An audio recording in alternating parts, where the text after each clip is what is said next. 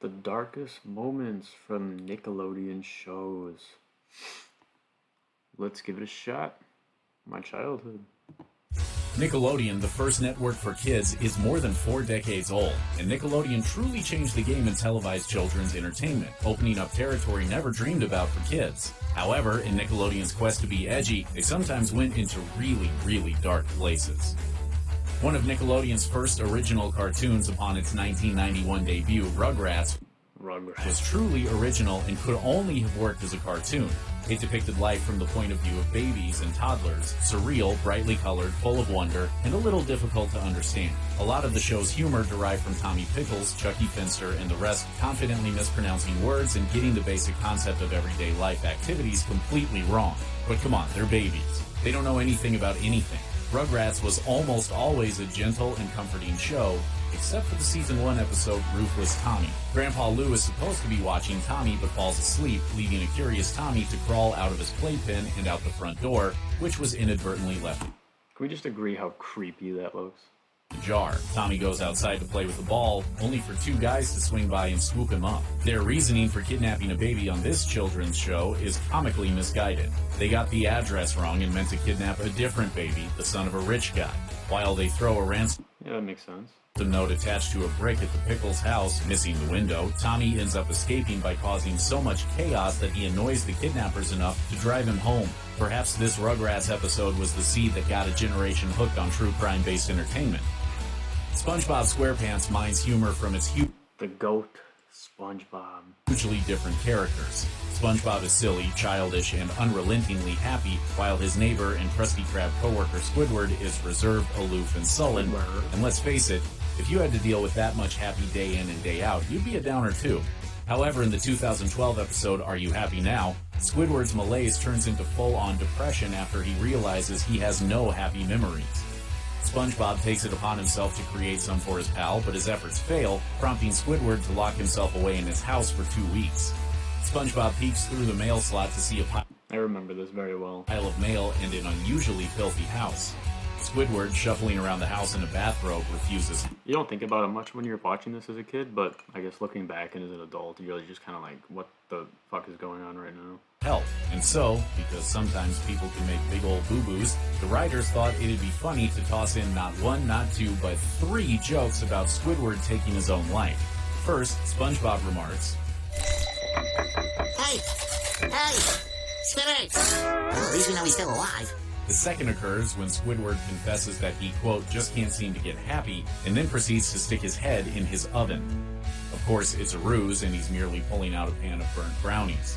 Oh, and did we mention the scene where the writers trick you into thinking Squidward's about to straight up hang himself? I can't seem to get happy. Maybe this will help. That's when SpongeBob takes one last stab at treating his friend's depression.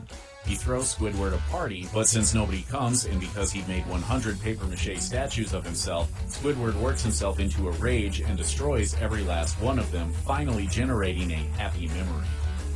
Writing for television is hard. After a few seasons on the air, it's tough to come up with new ideas, which is why so many TV series wind up doing a riff on It's a Wonderful Life. In that 1946 movie, a schmo named George Bailey attempts to kill himself, only to be rescued by an angel who shows him how the world would be worse off had he never been born. Get me back to my wife and kids! Help me, Clarence, please! Please! Dozens of shows have made their own version, from Alf to Night Court to the OC. But it took Nickelodeon cartoon Fairly Odd Parents to truly subvert the idea.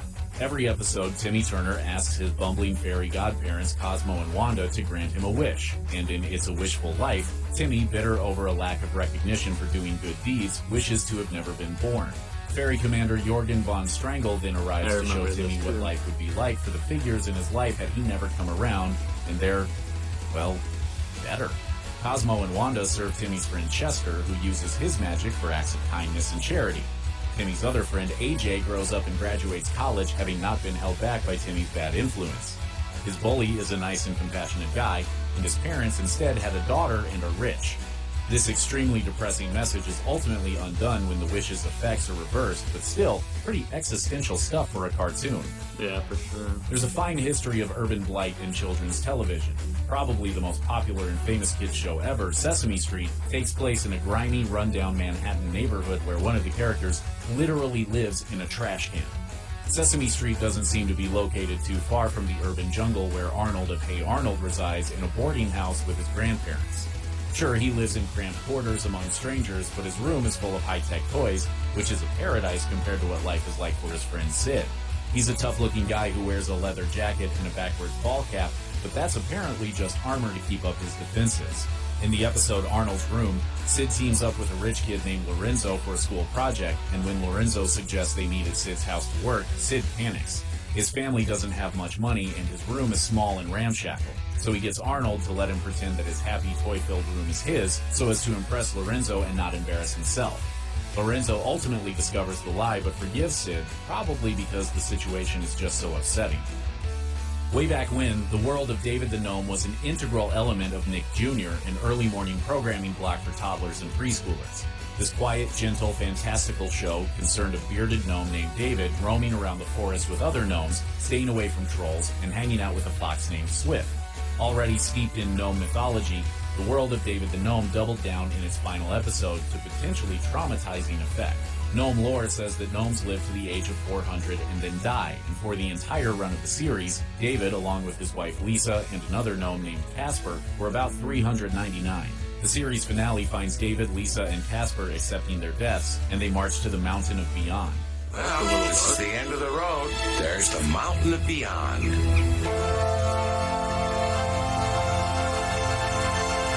Little kids at home then watched, as did David's heartbroken best friend Swift, as the gnomes died the way gnomes do, which is to magically transform into trees. Happy birthday, David. Don't cry, my friend. Don't cry. After we've gone, you'll find some new friends, I'm sure of it.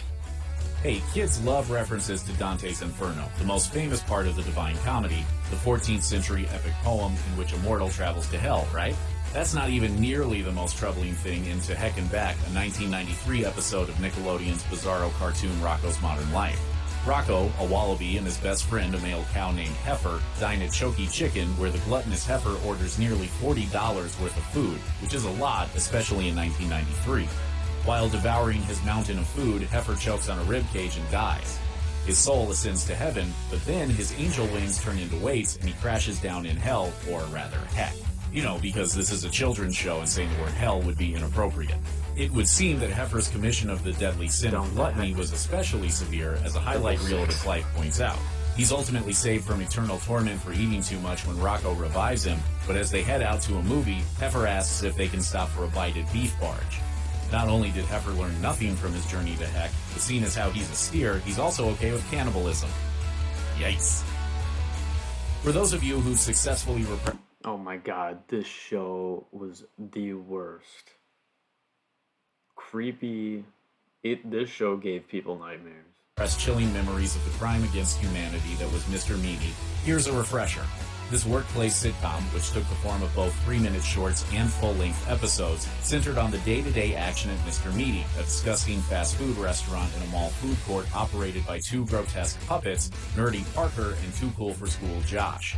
In between trying to impress classmates who stop by Mr. Meaty, Parker and Josh deal with unusual fast food problems.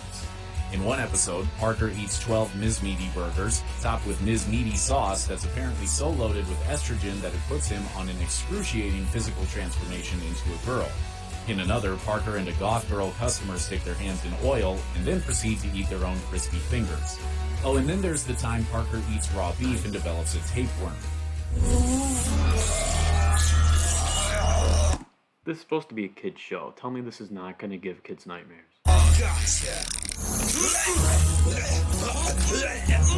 As there's something at least mildly disturbing in almost every Mr. Meaty episode, it probably left an entire generation of kids reluctant to go out and get that first after-school job at a fast food place. Yep. How Invader Zim ever landed on a children's network is a bit surprising.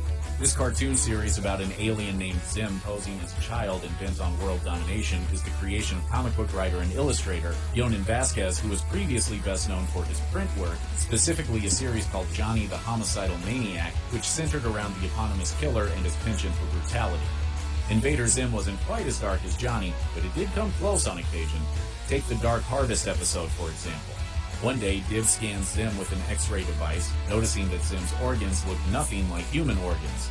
That prompts Zim to take his passing for human up a notch. He goes on a quiet rampage around his grade school, attacking teachers and students, stealing their organs, swallowing them, and leaving objects in their stead.